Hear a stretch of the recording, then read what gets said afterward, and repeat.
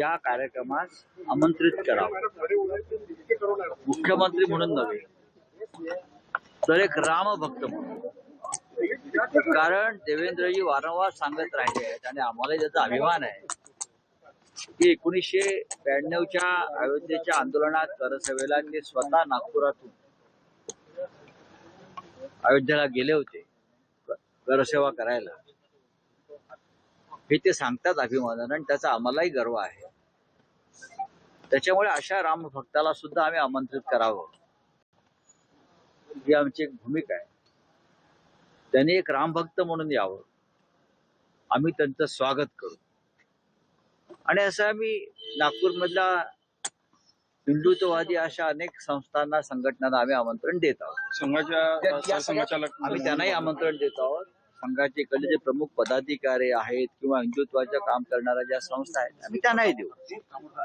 आणि ज्या पद्धतीनं राम मंदिरात चोरी आणि लुटमार झालेली आहे, हजारो आणि शेकडो कोटीची, ती गोष्ट विश्वास आणि श्रद्धेला तडा देणारी. आणि हा धक्का देवेंद्र फडणवीस यांना सुद्धा नक्कीच बसला असेल. आणि जर तो खरोखर बसला असेल तर त्यांनी या आम्ही जी रामाची सेवा करू इच्छितो, लोकांना जागरूक करू, त्यात त्याने सहभागी व्हावा अशी आमची भूमिका आहे. विनायक राऊत यांच्यावर ज्यांची श्रद्धापोटी त्यांचे पैसे चोरीला गेले असे भाजपचे आमदार आणि उत्तर प्रदेशचे विधानसभा अध्यक्ष सतीश महाना यांनी वक्तव्य केले. आता तुम्ही या सगळ्या विषयावरून बोलत होता. नाही, मी या विषयावरती बघा की मुळात भारतीय जनता पक्षाच्या नेतृत्वाखाली किंवा नियंत्रणाखाली राम मंदिराचं संपूर्ण कारभार चालतो. जर त्यांना असं वाटत असेल की ज्यांची श्रद्धा खोटी आहे, याचा अर्थ जे शेकडो करसेवकांनी तिथे बलिदान दिलं त्या बलिदानाचा ते अपमान करताय. ते खोटे लोक होते का ज्यांनी रक्त सांडलं, ज्यांनी बलिदान दिलं? जर तुम्हाला राम मंदिरचा कारभार करणं जमत नसेल तर त्याच्या चाव्या आमच्यासारख्या हिंदुत्ववादी संघटनेकडे संस्थेकडे द्याव्यात. आम्ही तुम्हाला राम मंदिराचा कारभार उत्तम प्रकारे करून दाखवतो. आज राम मंदिराचा चाव्या चोरांच्या हाती आहे आणि ही चोरांची भाषा आहे. ते जे महाशय बोलतात ही चोराची भाषा आहे आणि चोराच्या मनात चांदणं असतं, त्या पद्धतीने ते बोलत आहे. विनायक गिरी महाराज जी की भी जांच होनी चाहिए, जिससे गोविंद गिरी महाराज जी का भी SIT को जांच करना चाहिए. क्या लग रहा है आपको? क्या ये जो महाराज है ये कानून से ऊपर है क्या? आप जिसका नाम ले रहे हो वो व्यक्ति कोषाध्यक्ष है राम मंदिर ट्रस्ट के, गोविंद गिरी जी, और उनके होते हुए राम मंदिर का कोष तिजोरी लूट गई है, तो क्या उनकी जिम्मेदारी नहीं बनती? सबसे ज्यादा जिम्मेदारी कोषाध्यक्ष की होती. अगर कोषाध्यक्ष गोविंद गिरी जी है और उनके होते हुए करोड़ों की लूट हुई है, SIT की रिपोर्ट में ये आया है, तो उनकी भी जांच होनी चाहिए. आप कहाँ सोए थे आंख बंद करके? आपकी जिम्मेदारी नहीं है वहां पहरा रखना, चौकीदारी करना, हिसाब किताब करना? मैंने सुना ये महाशय बोलते हैं कि हम पुणे से ऑडिटर भेजते थे. ये पुणे से ऑडिटर भेजने का काम है क्या? इतना बड़ा मंदिर है, देश की अस्मिता है, विश्व की अस्मिता है, हिंदुओं की अस्मिता है.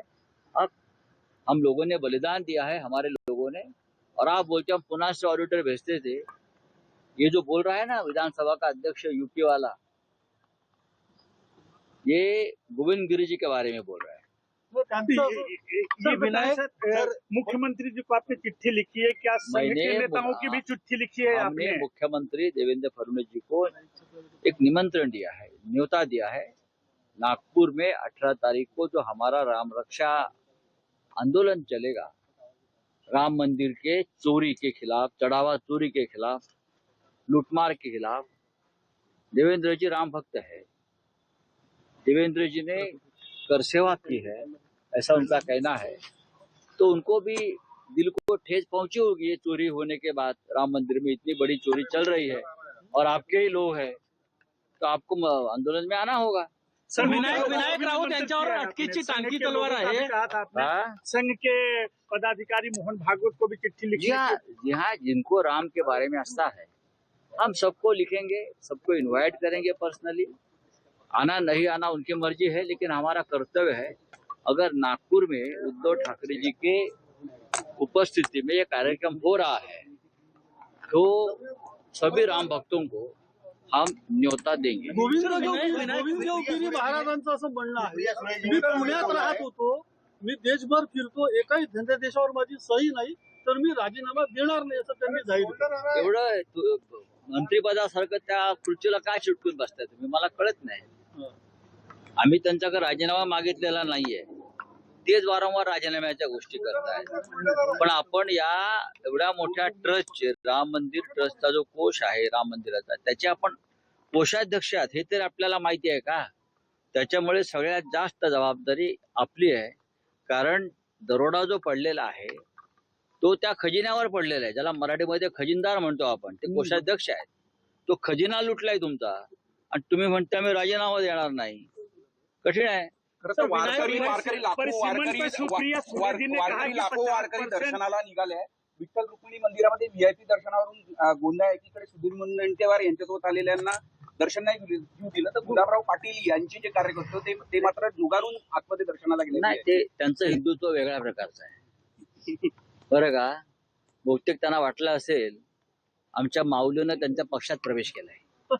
त्यांना असं वाटतं की त्यांच्या पक्षात देव वगैरे सगळे संत प्रवेश करतात, तर त्यांना तो रात्री स्वप्न पडला असेल की माऊली त्यांच्या पक्षामध्ये प्रवेश करती झालेली आहे.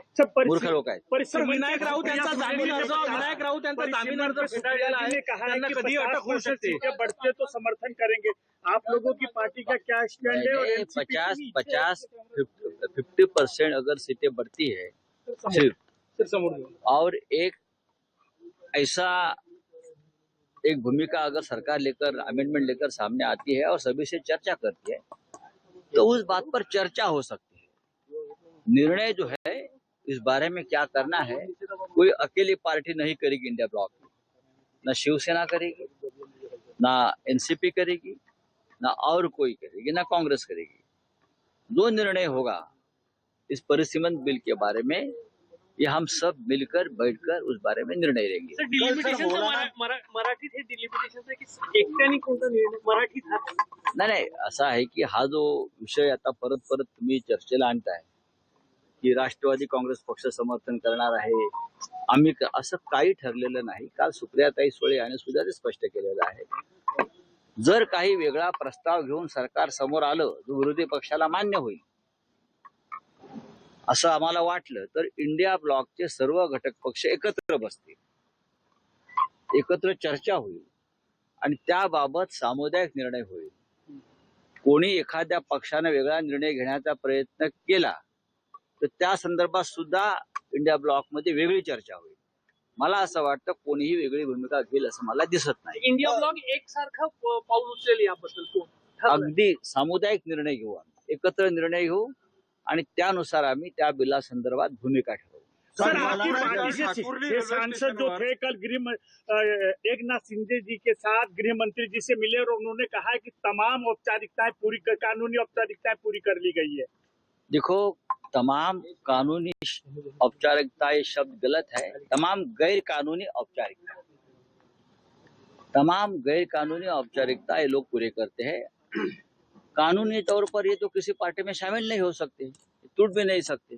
ये कानून कहता है. तो कानूनी औपचारिकता क्या है? ये जो बैठे हैं अमित शाह जी, देश के गृह मंत्री, एक ऐसे नेता है वो कभी कानून को मानते नहीं, संविधान को मानते नहीं.